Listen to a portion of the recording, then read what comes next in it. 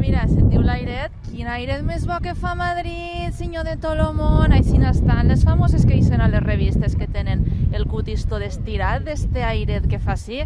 Això és com si fos un efecte, com si ficares el cap a dins del congelador, t'estires tota com si fores una deessa nòrdica. Oi, oi, oi, que bo que és l'airet de Madrid! Estic així a la carrera de San Jerónimo davant del Congrés de los Diputados. És curiós perquè només sé la meitat de carrers del meu poble, que és superxicotiu, i justament la carrera San Jerónimo sí que me la sé perquè tots els mitjans instal·lats a Madrid són molt pesats. M'acompanya ara mateix Xavi. Tu vas fer com una espècie de CNK, diguem-lo així, aquí a Madrid, i a sobre que té bastant relació amb aquest edifici. Sí, bueno, més que una CNK va ser una carrera militar. Vaig tindre que fer la mili aquí a Madrid. El 81, que era un bon any per a fer la mili. Sí, una impressió és quan me quedava a mi poc per llicenciar-me. Si te pareix, entrem a algun bar que conversarem millor, que així fa un poc d'aire i de fred, si m'acompanyes. Ok.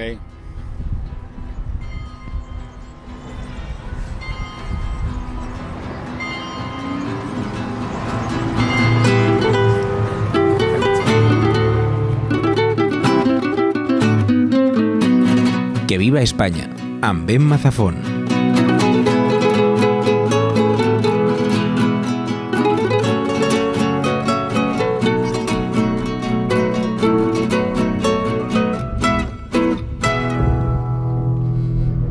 ¡Quieto todo el mundo!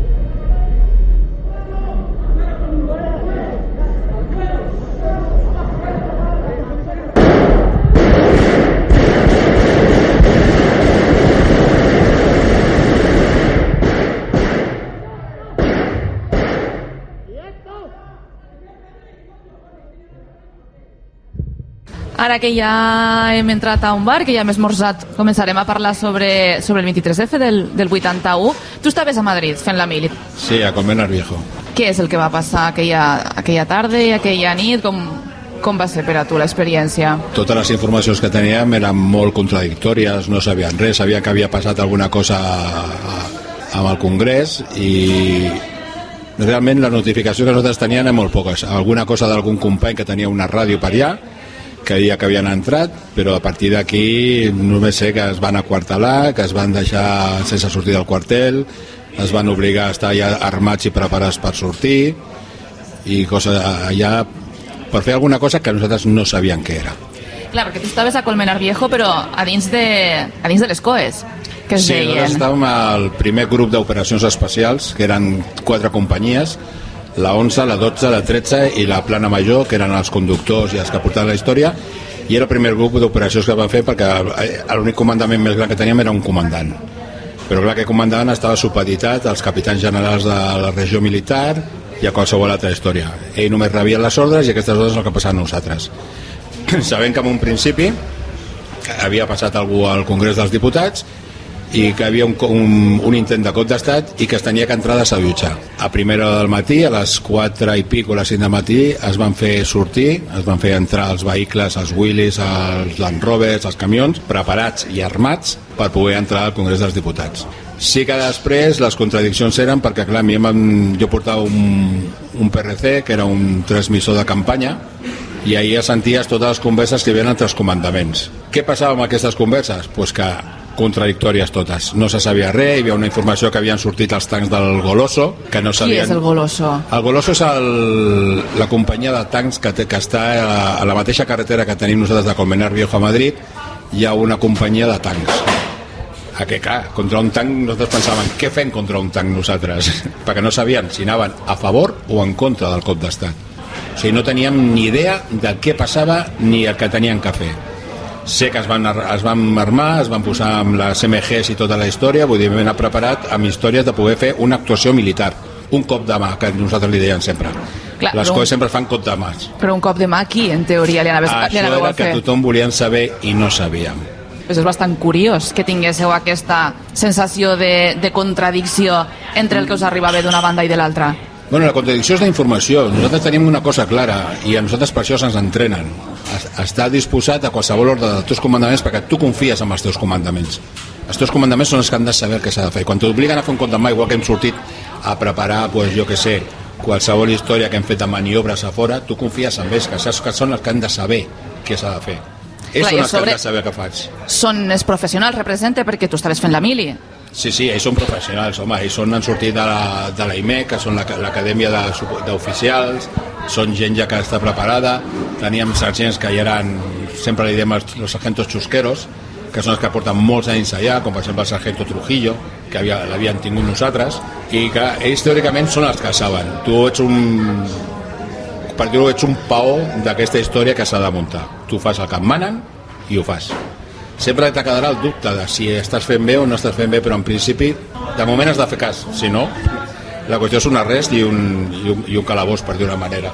Per a gent que no estem massa familiaritzats amb l'estructura militar, exactament què són les COEs i com vas entrar tu allà?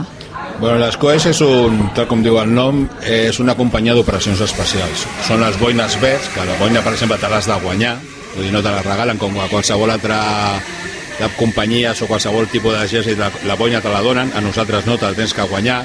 En principi és un cos voluntari, el que passa que quan hi ha una remesa que han d'entrar 70 persones i només es presenten 30 o 40 voluntaris, la resta te l'agafen ja directament a dit. Què agafen a dit? Pues és que quan tu entres al campament de recluta, sempre te fan un test de què coses has fet, qui és deportista, no és deportista. Clar, aquí és on tu expliques tot el més bo que tens de tu i és el que al final t'enganxen i te recluten directament. Però és un cos que precisament és diferent a qualsevol altre tipus de cos perquè és preparat per operacions especials. Nosaltres cada mes sortíem de maniobres i totes les maniobres, per exemple, algunes de curs d'orientació, maniobres de combat amb l'aigua, esquí de combat, recollida amb paracaidistes, guerrilles, el fuga i escape, que s'ha parlat molt d'això de fuga i escape, que és una situació bastant xunga per tots nosaltres, i te preparen per qualsevol situació, te preparen psicològicament i te preparen físicament per això. Vull dir, cada matí sortíem nosaltres amb una motxilla de 10 quilos a córrer 8-10 quilòmetres abans d'anar a esmorzar. O sigui, això era diari. Era una manera que te preparaven. Feien defensa personal, feien molta activitat, tir, per exemple, saber disparar. Ja no és un tir normal que te fan tirar amb un CM4 històries, sinó que ja eren tirs més en precisió, tenies que saber disparar bé, i te preparaven per tot el que pogués passar en un moment donat, en una guerra. Nosaltres érem el cos de guerrilles. Estan preparats per fer guerra de guerrilles. Tu creus que els teus superiors estaven o assabentats o en la pomada del col? No, els meus superiors suposo que també tenien les mateixes informacions que li donaven als seus superiors. Clar, el meu comandant sí que estava preparat per sortir. A veure, vam estar en un moment donat que eren les 2:45 del matí, que estaven amb els cotxes encesos, amb els motors engegats preparats per sortir, i ells també estaven esperant les ordres que els donessin directament des de Capitania General. A partir d'aquí sí que sé, i la informació que vam anar rebent mica a mica, era que hi havia unes converses entre el rei, entre alguna més personal de més alta categoria militar, i que en un principi van anul·lar que sortissin nosaltres, perquè el que no volien era que un cos militar ataqués a un altre cos militar, perquè pensem que la Guàrdia Civil és un cos militar, no és civil, és militar. Que vaig quan llavors van demanar als GEOs, que són els que van entrenar nosaltres. Van vindre a fer maniobres a nosaltres i van entrenar nosaltres, que llavors ells són civils. És una mena de policia de més alto standing, a més preparats per fer aquesta història, que són els que realment suposo van entrar després. En el moment en el que tu has comentat, no? Us vau aixecar a 4, 5 del matí, estàveu preparats, quan us van desactivar? No es van desactivar fins que van saber tota la informació de que ja estava anul·lat tot el cop d'estat i que ja estava tot rendit. Nosaltres continuaven aquartelats i preparats, i els GEOs fallaven, entràvem nosaltres. Això és la informació que tenien de nosaltres comandants. I què vas pensar tu en aquest moment? Què et passava per cap? Buah, que passa qualsevol cosa pel cap. Primera, que no saps què fer. Segona, que aquí dispararàs. No estàs, clar, per molt que te prepari i t'entrenin, no hem disparat mai amb una altra persona. I estem parlant de respecte, però pipiolos de 20 anys? Sí, però pipiolos totals. O sigui, Nosaltres encara ens donaven una mica perquè érem els veterans, eren ja d'això, teníem ja amb barba, nosaltres teníem dret a anar amb barba, podíem anar d'això, però eren pipiolos descaradament. I així com a nivell més estratègic i de pes militar, en una part la defensa de la incipient democràcia espanyola d'alguna manera recaïa sobre vosaltres, sobre pipiolos de vinatge que estaven fent la mili. Sí, però clar, nosaltres no sabíem que estaven defendent. Només penses en a qui disparo. Nosaltres podríem haver entrat, podria haver història, si no trobem cap amenaça, no trobem cap història, no passa res, però suposo que si en aquest moment intenten disparar o el que sigui, nosaltres actuarem automàticament, perquè per això s'entrenen, per no pensar i actuar. estigui bé o estigui malament, però és com es vam entrenar. Ja, ara després m'agradaria tornar-hi. Quin era el màxim rang militar que teníeu vosaltres en el quartel? Com verde, un comandant. Això es va fer al grup. Cada companyia té un capità, té 2 tinents, té un brigada, que és el de subministraments, i uns 4 o 6 sergents per companyia. Clar, cada capità, quan es forma un grup, un comandant no pot manar una companyia sola. Ja és un rang superior i, per tant, comanda 4 companyies. Per això es va fer el primer grup d'operacions especials, el Comandant Viejo, que és el grup 1 de COES, que és el primer que es va fer, perquè el comandant pogués tindre un comandament, per dir-ho d'una manera. Llavors, les diferents unitats estaven, com si diguéssim, en mans de comandaments intermitjos. El nostre comandament és un comandant, però aquest comandant per sobre té un tinent general, té un general, té un capità general de regió militar, que és el que mana, i no és d'operacions especials, no és un boina verde, no és un COE. Si tenim en compte que tots els responsables i persones que van ser jutjades o que van tindre certes represàlies pel 23F eren grans comandaments, hem de suposar que aquests comandaments intermitjos no sabien res. La majoria no sabien res. Jo crec que això és una cosa que es va decidir entre grans comandaments de fer el cop d'estat i t'agafes els teus allegats i els dius, i suposo que has de tindre un respaldament de la gent que t'apoyi, per dir-ho d'una manera, perquè si no, no ho fas. Si no hi ha més, no. Suposo que primer entre ells parlaran els grans comandaments o capitans generals, parlaran entre les mateixes regions militars per veure qui està a favor o qui no està a favor. Jo suposo que el senyor Tejero en un moment donat no va entrar ja por su cara bonita. Va entrar perquè algú el va manar a fer d'això i estava respaldat per gent de fora, que són els que després li van fallar. La gent de fora és... La gent de fora vol dir els comandaments de fora, que són els que no entren a dintre al mal d'això, però són els que t'emanen que ho facis. El senyor Tejero, hi havia un comandament més superior que ell que el va manar a entrar allà per fer un cop d'estat. Això està claríssim. Llavors, quina és aquesta figura que estava com per sobre de Tejero? Qui tenia per sobre? Això és el que no s'acaba de saber. No s'acaba de saber. Ni se sabrà. Però que segurament hi havia un comandament superior, un capità general, alguna història, seguríssim. El Tejero no tenia tanta poder ni tanta comandament per fer una cosa ell sol. Això hi ha algú que el va obligar a fer entrar allà. Se van engorilar. Sí, perquè després una mica d'això, s'entres en un lloc, que tens amb armes, penses que t'estan respaldant tothom i tota la història, doncs penses, sí, ho farem, ho aconseguirem i tornem a fer aquí una dictadura i tornarem a manar els soldats. Però li va fallar bastant. No ho tenia molt ben preparat. Abans havies comentat que estàveu entrenats per a actuar i no pensar.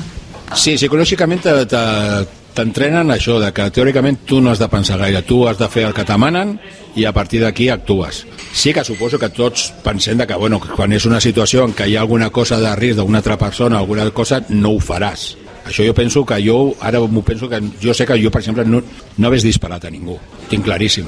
O sigui, en aquell moment no hagués disparat a ningú, a menys que hagués afectat la meva vida o dels meus companys. Però serien 3 que nosaltres, teòricament, estem preparats per disparar a anul·lar. No anem a disparar a matar, o sigui, anem a anul·lar aquella persona. I aquest component de no pensar o d'acatar ordres sense poder qüestionar absolutament res? Com deies tu, eren pipolos, arribem a fer una mili obligatòria, que tenim que fer-la, vulguem o no vulguem, per obligatòria, i una vegada estàs allà intentes passar-ho el millor possible, intentes aprendre el màxim possible. Jo reconec que jo vaig aprendre molt a les COES, més que per exemple amb un altre destí que fos més tranquil de fer guàrdia d'històries. Nosaltres no fèiem guàrdies, només feien les imaginàries pròpies nostres. No es van deixar fer el Goma 2 perquè era perillós que nosaltres el toquéssim. Per exemple, una de les raons de les COES que, per exemple, ningú basc el deixaven entrar perquè no prenguessin situacions de guerrilles. Això és una anècdota que és veritat. Jo tenia molts asturians, però cap basc. I llavors preguntaven i deien, no, és que bascos no es deixen entrar a les coses. Per què? Perquè clar, en aquell moment era con la ETA, la història i tot el follón. Hòstia, solo falta que les ensenyemos a armar explosivos. Com la CIA. Vale, nosaltres ens van ensenyar a aprendre a muntar una Goma 2, que és amb una pila de bateria de 4,5, però no es deixen acabar d'activar-la. Com era fer la mili després d'una dictadura, d'haver passat una dictadura militar tan recent, una dictadura feixista? Què vols dir, la dictadura de Franco? Que era el 81, Franco va morir al 75, sí quedaven moltes restes feixistoides. Els militars són militars. Els militars continuen sent militars i tenen la seva ideologia ja ficada al cap. Que pugui fer cap a una banda o cap a l'altra, o que pugui fer més la vista oberta per si és democràcia, però seguiran intentant ser militars. I ho tens a moltes coses de la vida comú. La Guàrdia Civil continua sent ella mateixa i història. La Policia Nacional, tu ves a una comissaria de Catalunya, una comissaria nacional, i entra parlant en català. A veure què et diuen. I això és democràcia de lingüística, per exemple, per dir una manera. Perquè no, jo no dic que m'ho tinguin que parlar, però com mínim que m'ho entenguin. I en canvi ells continuen RQR a la seva història. Continuen sent militars. Suposo que us inculcaven també molt la idea d'Espanya, no? Hi havia com molta espanyoclima en la mili. Espanya una i libre. Era d'això. Bueno, i cantar, pues, a vegades encara cantaven... Pensa que totes les cançons que són militars directament és sobre el bravío del espanyol i la història i Espanya contra tot el món entero. Però Espanya és moltes coses, és multiculturalitat, hi ha molta gent. Jo, per exemple, tenia molt bona relació, doncs mira, sé en català, perquè a més, quan t'envien a la mili, te fan anar a regions militars que no siguin la teva. És una manera que fan perquè no t'hi juntis. Els millors amics que jo vaig tenir a la mili a Madrid eren madrilenys. Són els millors amics que he tingut, i els companys que si jo ara m'hi trobés, per exemple, aquí a Madrid, fotíem una festa impressionant. No sé si ens hem deixat de criticar algú, assenyalar algú o alguna reflexió pendent. Jo crec que ja està bé, no? Ja estàs fart de la conversa. No, la conversa m'agrada, però retrets i històries no tinc res contra ningú. D'anècdotes de la mili tothom la té. Tothom, sempre ha passat alguna cosa, com hi ha anècdotes de la vida. O quan te vas d'excursió amb un lloc sempre hi ha alguna anècdota d'alguna cosa que t'ha passat. A la mili d'històries molt bones. Sempre te quedes en lo bo que en lo dolent. Hi ha coses dolentes també a la mili. Moltes dolentes. Però bueno, sempre intentes passar el més possible i passar el temps i les ganes de tornar a casa, que és com el que feien tothom. Pues moltíssimes gràcies per haver-nos contestat les preguntes, per haver-nos atès aquí a Madrid, i ara, no sé, igual per a dinar ens fotem un bocata de calamares, no? Bueno, provarem. No he provat mai, doncs ho farem. Gràcies a vosaltres. Gràcies. Hola, perdona, es que soy periodista y estamos haciendo un podcast sobre el 23F y quería preguntarte si me puedes responder cómo viviste esa noche, bueno, cómo pasaste aquellos días. Estábamos tomando copas en aquel tiempo, lo oímos y tal, y nada, nos vinimos luego a casa tranquilamente y no hubo más problemas de momento. ¿Aquella noche estuvisteis tranquilamente tranquilos? Hombre, mal, no. Estuvimos un poco intranquilos, claro, normal. La preocupación. Claro, hombre, preocupados, porque no sabíamos lo que pasaba, claro. Y luego ya cuando empezaron los tanques y la historia, luego ya, claro, nos preocupamos más. Pero vamos, de momento fue una cosa tan inesperada, no nos dimos cuenta siquiera, o sea, en aquellos tiempos. De todas formas tenía yo muchos años menos. Pero después de tantos años de dictadura, ¿tuvisteis algún momento de decir, hostia, ahora que viene, ¿no? Ahora que puede pasar? Bueno, pues yo creo que no lo piensas así de golpe en ese momento, no lo pensamos. Bueno, digo que estamos de juerga, o sea, tomando copas. Pero era un martes. Estamos entonces también, porque bueno, estamos celebrando. Vale. No cuestiono, eso te iba a decir que depende. Sí, estamos celebrando. Sí, pero estamos en la parte de allí de Princesa y muy bien, o sea, nosotros sentimos después, fue cuando nos cuenta, pero al principio, claro, te acojonas un poco porque dices, ¿esto qué es?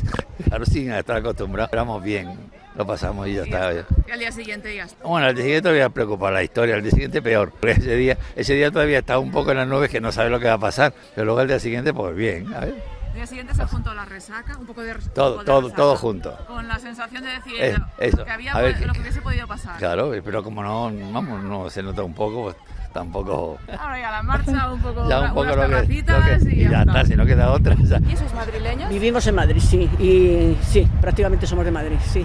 ¿Y si os acordáis de lo que es? Sí me acuerdo, fíjate, me acuerdo y bien. Además yo trabajaba en el textil en aquella época era muy combativo, y la fábrica en la que yo estaba era una de las más pioneras, en Ro, pantalones Ro, era Ro y Lee, y era una fábrica, es más, ese día me fui yo... Al día siguiente tenía que ir al médico y aproveché para hipear como estaba la calle. Y fíjate, a muchas de las que trabajamos allí nos aconsejaron, porque éramos de la época dura, que saliéramos por patas. Entonces no había pasaporte, no teníamos acceso a pasaportes, porque como ahora, o sea, era una situación muy, muy distinta. Y sí me acuerdo, sí.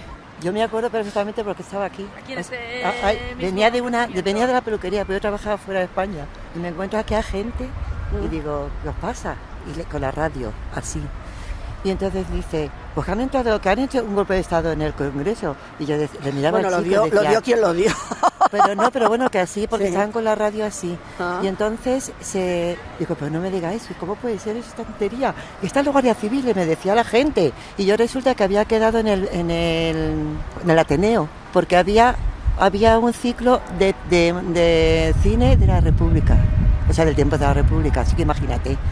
Y entonces fue una cosa que como que no, estaba viendo una historia irreal, porque sí es verdad que ya empezás a ver los guardias civiles así. Digo, pero ¿cómo puede ser la gente con las radios y de pronto desapareció las informaciones, pues ya no se podían dar, aquello, el golpe estaba allí. Mientras estaban celebrando en la zarzuela con champán Sí, ya, el golpe. Sí, sí. Cada uno a su manera. Claro. Y claro, el Ateneo estaba cerrado, ¿cómo va a estar abierto? Y entonces pues nada, ahí nos quedamos la gente mirando Mientras ahí. la Sofi celebraba con champán. Y vámonos. El autogolpe que se estaban dando. A ver si al señor sí se le da un poquito mejor, porque no tenía la empatía de el campechano. Tiene cojones la cosa del campechano. El ordinario. Gañán. El campechano, el Borbón Ordinario Vibrón. Gañán es lo que era. Y es cierto a día de hoy. Y entonces en casa decían, vamos a quemar todo, vamos a tirarlo por el váter, que todo lo que haya relacionado con esto, del miedo, porque ya dices, es que esto es de verdad, o sea, que esto van a por... Y ya había listas y todo, y luego salieron de la gente que iban a fusilar, si es que era horrible. Al bicho que le llamo, al Franco, que a gusto estará en su tumba, diciendo, joder, lo conseguí. Bueno, este lo ha superado, ¿eh? Atado y bien atado, el jodido. El emérito lo ha superado y con creces, pero ya le tomó el pelo entonces. Pues fíjate. Antes de morirse ya estaba con el rey de Marruecos haciéndose particiones, ¿eh? Fíjate. Ahí el tonto lava, fíjate tú, para los negocios, qué bueno, ¿eh? Porque es una de las Lava fortunas nosotros. mayores de... Pues la posibilidad de llegar a una república. La desactivaron entonces, claro.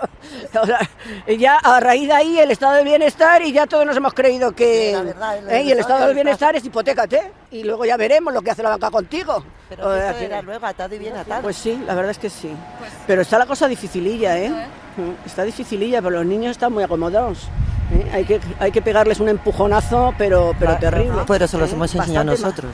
Bueno, depende, yo no me siento responsable de eso, ¿eh? Hasta ahí podía llegar la broma. Claro, Yo creo no. Cuando dicen, joder, los padres, es que nos han acomodado mucho, los padres y las... Que el que no sepa a qué clase pertenece tiene un problemilla, ¿eh?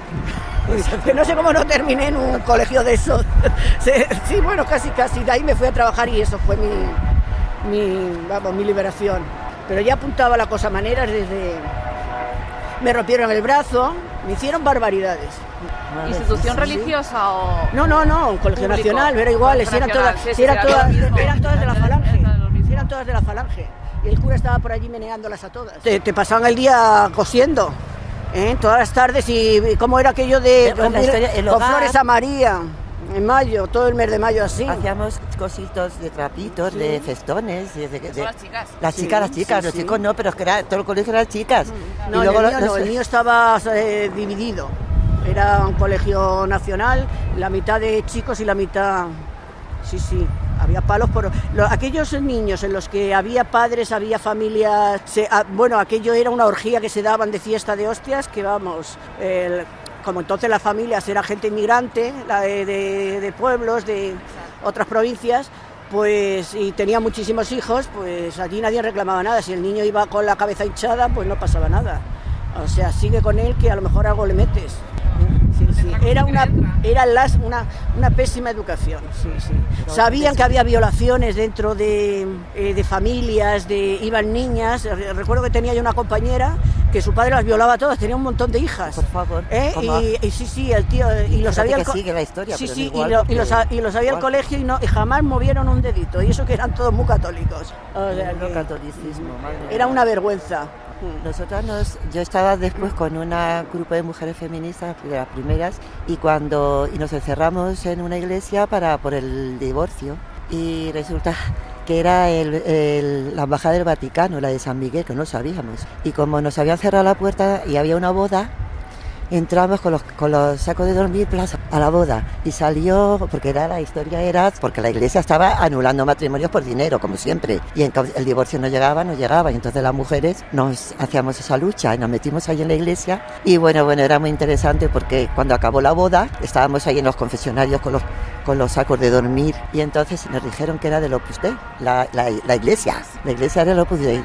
Y de entonces salió, de acuerdo que salió como un demonio, con la esta negra, el cura, ¡fuera de aquí! Y la nuestra, dije, esta es la casa de Dios y en nuestra casa también, decía la chica. Y el cura, esta es mi casa, y se van. Y todas, pues no nos vamos a ir porque la policía lo sabe, esto no puede. Bueno. Y fue muy interesante, nos dejaron, pero no tenía más remedio. Pasamos 24 horas allí, nos dejaron a 4 tíos vigilando, que íbamos al baño, porque decíamos, déjenos la puerta abierta del baño, porque si no hacemos pis aquí en el altar o donde sea, porque tenemos que hacer pis. Y nos dejaron a 4 tíos, que era horrible. Íbamos de nosotras de 4 y de 4 en 5 a hacer pis por aquellos tíos que nos dejaron allí metidos en la iglesia. Vinieron periodistas y todo hablando por la puerta, porque claro, estábamos encerradas. Y luego era la Inmaculada de los chicos, que se llama la Vigilia de la Inmaculada. No sabíamos tampoco. Se llenó al día siguiente la iglesia de tíos que eran de Fuerza Nueva y demás, o sea, fascistas allí las 20 encerradas y luego las otras daban vueltas para la prensa. Y encima que como nos sabíamos todo, pues lo rezábamos. Pues nos sabíamos las canciones de la iglesia y todo. Y venían los tíos estábamos así de pequeñas, hicimos la comunión y todo, y nos lo sabíamos todo.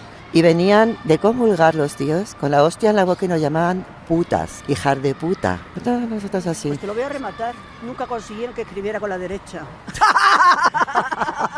Esa está buena. Pero bueno, si es que esto es para todo el mundo. Y enseguida ellos, los primeros que se divorciaron eron las de derechas. Iban a abortar a dónde eran ellas. Y los primeros de todos eran ellos. Pero fíjate qué lucha para lo de él. Y fíjate todo lo del aborto después, madre mía. El cuñado de Franco, con la hija, que luego era la secretaria, la mano derecha de Suárez, o sea que... Pues hasta cotilleros del corazón. Bueno, eso más que de corazón, eso es de las partes bajas. Así que tenemos tantas historias que contar, es verdad. Y orgullosas, por lo menos, es verdad, orgullosas de... Sí, me moriré así, de eso, me moriré, yo también digo. Ara aquestes dones mos han explicat que se van haver de tancar a una església perquè les estaven assetjant uns nazis de Fuerza Nueva. M'ha vingut al cap un passatge, un trosset de Crònica Sentimental de la Transició de Vázquez Montalbán, que jo sempre porto damunt com si fos un escapulari, i que explique lo dures o que explique el clima que van crear les dones en les diferents mobilitzacions que van protagonitzar una vegada mort el dictador.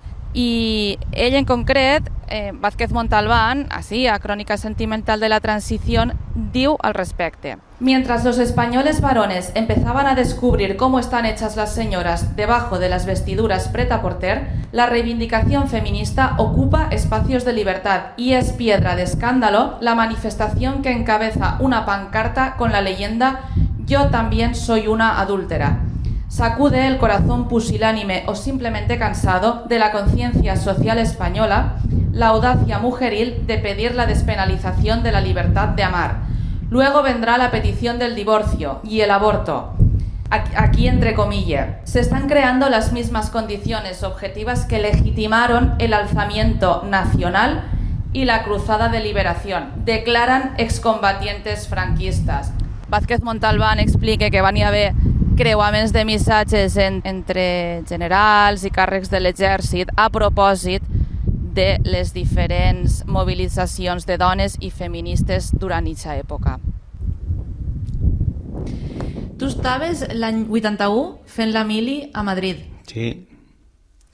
I justament te va pillar també el 23F, el cop d'estat del 23F. Com va ser com va anar eixe dia per a tu? Pues hasta que se van fer les 18 i pico de la vesprà que va ser això, pues normal, un dia normal. Potser que hi seria de guàrdia aquell matí. On estàs físicament a Madrid fent la mili? On estava el cuartel? El cuartel está en la zona de Nuevos Ministerios, en la calle Joaquín Costa, número 6, en el que me recuerdo. Ara ja no està. Sí, está. Lo que específicamente no sé si es ara, pero me parece que es el mateix cometido que tenía entonces. O sea, que allò era una escuela superior del ejército que aún se formaven els alumnes cadetes se feien oficials, diguem, en alguna especialitat. I com va anar a vesprà? Perquè al Congrés entren a les 6:20 per ahí, 6 passades de la vesprà. Tu què estàveu fent? Com ho vau viure? Bueno, pues sí, estàvem a la cantina i tranquil·lament, que estàs allí berenant, i millor te fer una cervesa per la vesprà en els companys de la mili i això, i va vindre un xic i diu, esteu molt tranquils així per a l'entrada al Congrés dels Diputats. Què dius? Què dius tu? Ja lo veréis. Ell era que era de Requena? El de Requena. I al moment ja va vindre un mando, un subteniente de pesquere, i ja mos va dir tota la companyia que estem aquartelats i estem esperant ordens. Entonces ja va ser quan realment ho vas pensar i si passa algo raro ja, no és normal. Te'n recordes de qui vos va dir, qui vos va fer formar, qui vos va entrar a avisar? Quins eren els mandos que hi havia ahí en aquest moment? En el mando el que mos va vindre era un teniente, que és el que està al mando de la companyia nostra. N'hi havia un capitán, però el que estaria de mando aquella setmana era un teniente. I mos va dir això, que mos ho va explicar un poc, que havien entrat al Congrés dels Diputats, que està seqüestrat per la Guàrdia Civil i que estaven esperant òrdenes i que estàvem aquartelats. Les ràdios que hi havia, els xicotets transistorets, estaven ficant una miqueta al punt de tots els moviments que hi havia. D'això no te'n recordes com li diuen? El teniente no te'n recordes com li diuen? No me'n recordo, el teniente me'n recordo. Però del subteniente sí? El subteniente Frías, sí. O el brigada, no me'n recordo, potser que fos el brigada, entonces encara. I el teniente me deia, no me'n recordo. I què vos van fer entonces? Entonces estàvem allà, ens va formar la companyia i va dir que el que estigués lliure de servici d'aquell dia, un passo al frente, i no res, van quedar allí uns soldats que estaven lliures. Tu eres un dels que estava lliure, te va tocar fer el passo al frente. Me'l va tocar. I aquella nit van reforçar la guàrdia, però si hi havia algun problema hi havia més gent preparat. I tu vas estar en aquest reforç de la Guàrdia durant tota la nit mentre el Congreso estava segrestat. Tota la nit hasta el dia següent hasta que es va fer de dia, tota aquella nit, per fer el reforç no era anar alternant, millor 2 hores i a les 2 hores se fica un altre, tu te descanses al cos de guàrdia i tornes al millor en un interval de 4-6 hores, tornes a fer una altra vegada el mateix. I el reforç era anar passejant dins del recinte en l'armament reglamentari i passejant per si algú hagués fet alguna cosa estranya i controlar el tema. I quina era la funció? Realment estàveu ahí de guàrdia a espera d'ordens? Espera, claro, sí. I tu com ho vas passar això? Com ho vas... O sigui, què va ser per a tu això? Això, assustat, estaves assustat perquè, claro, ja en els comentaris mateixos del mateix, i ara aquí què passarà, i això què serà, i qui manarà ara, i què passarà, i així estàvem la mili, ens passarà com quan a la Guerra Civil, 3 anys així de fent la mili. Claro, tu imagina que entonces jo tenia entonces 20 anys. Claro, 20 anys una persona és molt jove, no estàs fet. Sí.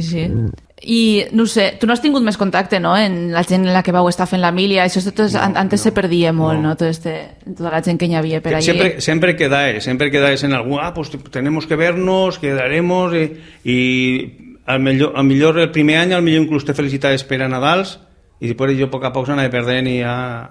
Com antes no hi havia Instagram ni res d'això. No, se perdia. Per exemple, tenia molta amistat jo en un xic de Barcelona, no sé si és de Vilassar o de per ahí. Un xic, tindré molta amistat en ell. Per el primer any ja se van quedar per telèfon, el primer Nadal i després ja no res. I després n'hi havia un altre xic així de Segorbe. I n'hi ha hagut vegades que m'han donat recuerdos d'ell. I ja veus tu, si al millor hagués quedat, si a Segorbe al millor algun contacte vols alguna vegada, però que vull dir que això se perd, no... De Castelló n'hi havia 2. De Castelló ciutat? Castelló n'hi havia de ciutat allà mateix puesto. Un està... Eixe sí que el vas veure, veus? Eixe xic treballava en porcelanosa, en batimat, i quan vam fer això vam anar a por ell per a comprar material de porcelanosa per fer tot això. Networking en la mili. Juan Picasso, encara me'n recordi ell. i una altra xica de Pobla Tornesa. Això sí que me l'ha vist enviar. I després d'això què va passar? És a dir, vosaltres esteu ahí en aquestes hores de guàrdia, hores interrompudes, no? Que fas dos, que te canvien, que no sé què i que no sé quantos, i en quin moment, no sé, se desmantele tot, vos arriba la notícia de que continueu fent vida normal, que de moment no aneu a la guerra? D'això no me'n recordo molt, però, claro, el reforç tu entregaves l'armament de matí al cabo d'Armero, el CM reglamentari, tota la munició que nosaltres teníem. Això porta les trinxes que se die, que són això, que les corretges que portes aquí, portes tots els carregadors, ho entregues tot, i l'armament, i a l'espera de les novetats. Com ara te dia, això va anar en seguida se va dissoldre, pràcticament és que va ser Vau tornar a la normalitat. Se va tornar quasi a la normalitat. Millor vam estar un parell de dies o 3 aquartelats, un parell de dies estaríem, sense poder ir al carrer de fer lo normal, però que després ja van dir una vegada va tornar la cosa. Van dir, home, aquell fin de setmana jo puc dir-lo? Sí, Perquè me van arrestar. El fin de setmana? Espera, me van arrestar i quan t'arrestaven vas tindre 15 dies d'arresto en companyia. 15 dies d'arresto en companyia era com si estigués a quarteler, que no te deixen eixir al carrer. Entonces, quan t'arrestaven, que això, diguem que perdies els drets de rebaixos dels fins de setmana. Vale, que vol dir que te deixaven anar en menys els fins de setmana? Exacte. Vale. Perdies aquelles 2 setmanes, més me pes que perdien 2 més. Això era una normativa que cada sitio estaria d'una manera, no? I jo ja feia així que no venia un mes. I en aquella setmana me veig que era la 6ª setmana que no venia. I normalment venia cada 15 dies. I aquella setmana diu, pues ara no sé quant de temps estàvem sense vindre. I vaja, aquella setmana, el dimecres, pues seguia el dimecres. Quan tu venies de fin de setmana, ficaven una llista i tu ficaves el nom, on anaves, destino i la direcció para que te lo localizaran i un telèfon de contacto, que entonces era problemàtic el telèfon, perquè pràcticament no hi havia telèfons. Esto era en el 80.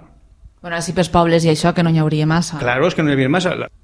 Entonces, havies estat en arresto i no havies vingut en 6 setmanes. Sí, i entonces lo que t'estava comentant, que estan ficant en la llista eixa, sí. I ja la van ficar el dimecres. Sí. Com diem, pues, ja alcen l'aquartelament i tornem a la normalitat. Per a vindre el divendres de fin de setmana. I jo me vaig apuntar i dic, a veure si cole. I aquell fin de setmana pues, ja vas poder vindre. Després del cop d'estat. Sí. I tu te vas enterar allí del tio traient els tanques per València? Això vos ho enterar, allà al quartel? No tant. Se van enterar més la gent a lo millor des de casa? Van haver més jaleo així que en aquest tema que així.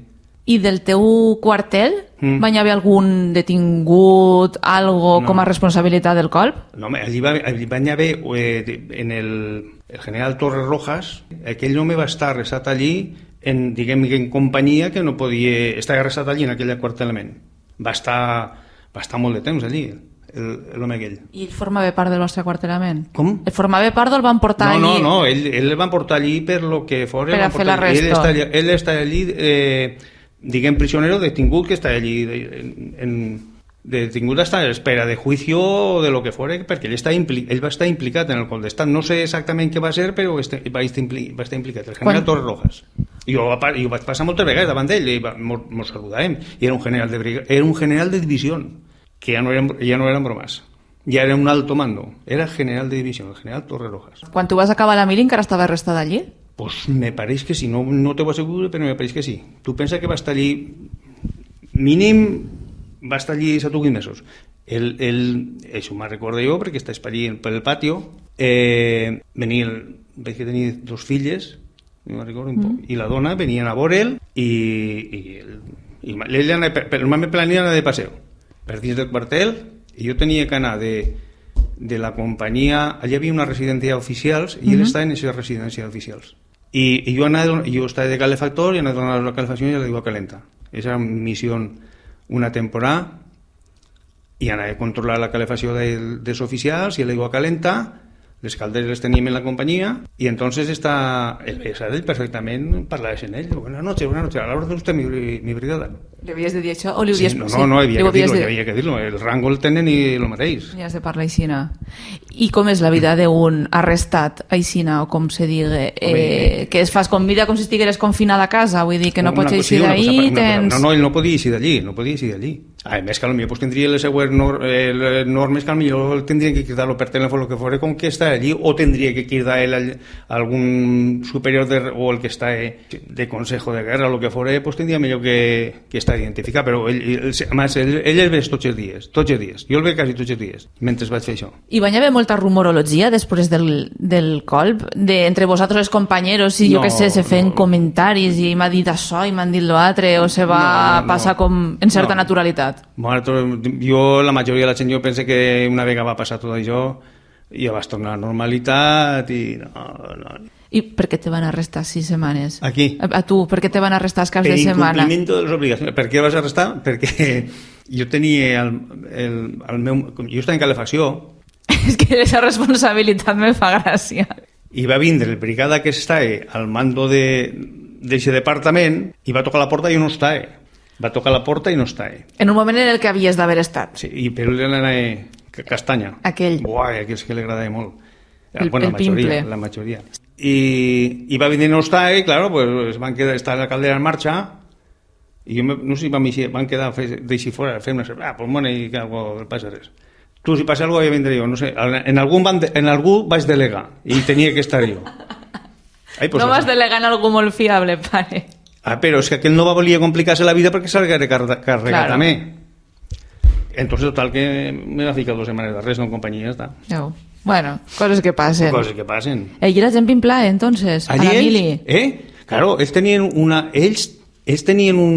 cantina per ells, per oficials. Els mandos. Els mandos, sí. Però millor un bocadillet i almorzant, però per la vespre se clavaven allí, eren molt més barat, perquè eren preus molt més barat i allò anava clanca, no altra feina no tenien. No, el pegaven molt, el pegaven molt. Tu tens bon recuerdo de la mili, independentment de tot? O bé, mal, indiferent, te l'hagués estalviat? Home, si entonces claro que me l'hagués estalviat. Ja. Claro. Allò és excessiu, un any i pico o 15 mesos que estàs. Jo va ser quan vaig començar a treballar, que estava treballant molt i tenia moltíssima faena, al meu poble tenia moltíssima faena. Entonces vas començar a guanyar alguna perra. Claro, és que te tallen completament pel mig, perquè, claro, el poc que has pogut aforrar t'ho gastes allí i t'has quedat a ser una altra vegada quan tornes, tens que començar a prendre de zero. Madrid era un bon destino perquè a Madrid tenies la combinació que tu volgués. Igual tenia que, com estava al centre, igual tenia que ser a Corunya, Barcelona, qualsevol puesto tenia les combinacions que volgueres. El que feien eren empreses pirates d'autobusos, però bueno, que un guatre ho deixa de fer, que claro, tu estàs cobert, tu pagues el bitllet, diguem, i hi havia una zona en la zona embajadores, en la glorieta embajadores se ficaven els autobusos, darrere d'un se ficava un altre. I aneixin que va a diferents puestos. T'esperen allí. Pa València, te pujaves damunt de l'autobús hasta que s'omplia. Una vegada s'omplia l'autobús, cap a València. Castelló, el mateix. Una vegada s'omplia l'autobús, cap a Castelló. Però això s'ha seguit el divendres a migdia. El divendres a partir de les 12 ja se ficaven els autobusos. I tu pagaves la ida i la volta. Aquesta definició d'Espanya m'ha agradat, aquesta eren mis pirates però algú altre us ho deixa de fer. Home, claro. Això, el mateix de la mil, algú estaria implicat allí que es deixa de fer abans. Ai, claro. Doncs molt bé. Eixa era la història la manera de funcionar. De la puta mili. Totalment. Allí s'arribaven a fer 4 guàrdies a la setmana, que era molt.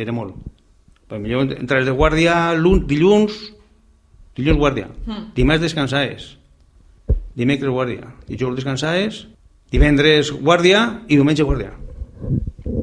Però si ho comptes treballar és menys que ara. Ja, però així no. Home, però allò és molt pesat. I vos pagaven?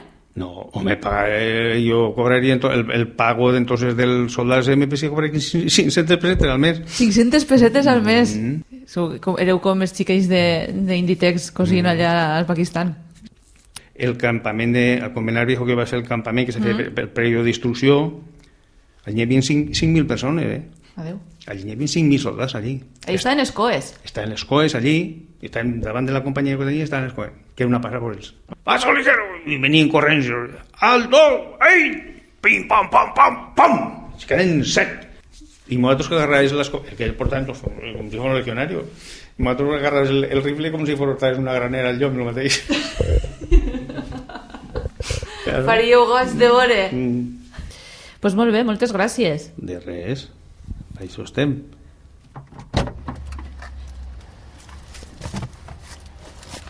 Bueno, doncs ja ho tindríem, això, a la capital del reino.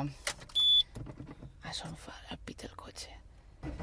A veure si podem així, que hem aparcat, no sé on estem, si a les Àguiles o a Luche, la veritat, però bueno, estem per així, d'aparcar a la perifèria. Ara farem una cosa, que és antes d'així, li enviarem un àudio a Nacho Escandell. Ah, mira, si el tinc. A veure si me contesta ràpid. Hola Nacho Escandell, com estàs? Escolta, que no saps des d'on t'estic fent este àudio. Des de la capital del reino. Que faci una solana que això pareix que sigui el Pla de Janeta. Una cosa que jo te volia preguntar perquè en el teu llibre, i així també te fem un poquet de cunya, de Ni fet ni desfet, història del nacionalisme polític valencià, fas una menció a uns arxius, a uns documents sobre el 23F i que ens impliquen directament com a país. Era per a preguntar-te si ens pots explicar un poquet com va anar això, què passa ahir. Bueno, moltes gràcies, bonico, que vagi bé. Molt bé, pues. A veure quan mos conteste mare meva. Ara, per ell. Pues no hi ha pols en esta ciutat, me cago en la mar. Hola, Emma. Bon dia. Com estàs? Sí, vaig estar investigant perquè per el llibre de Ni fet ni desfet, és el resultat de la meva tesi doctoral, després de 11 anys d'estudi i anàlisi de dades i de resultats, entrevistes i sobretot documentació, me vaig adonar d'una qüestió molt important, i és que vaig fer una estada doctoral a la London School of Economics de la mà de l'historiador Paul Preston, i allí me vaig adonar de que, investigant sobre la transició i demés, vaig sol·licitar poder accedir a la documentació de l'any 1981 que feia referència a l'estat espanyol. I és molt interessant perquè no se podia accedir. Aquests documents no estan desclassificats. És a dir, tu podies accedir a informació sobre Espanya de l'any 78, 79, 80 i directament a l'any 82. L'any 81 no es podia. Jo, un poc interessat per això, vaig preguntar i em van dir que això són convenis internacionals que se signen entre països i que Espanya mai havia signat aquest document. Per tant, no se podia accedir a res del que haguera passat en el 1981 referent a l'estat espanyol en els arxius britànics. El més interessant de tot és que des de l'any 77 se pot trobar ja documentació en la que n'hi ha reunions entre membres del govern de la UCD, en aquest cas una reunió que hi ha a Vitòria en l'any, crec que és l'any 78, en la que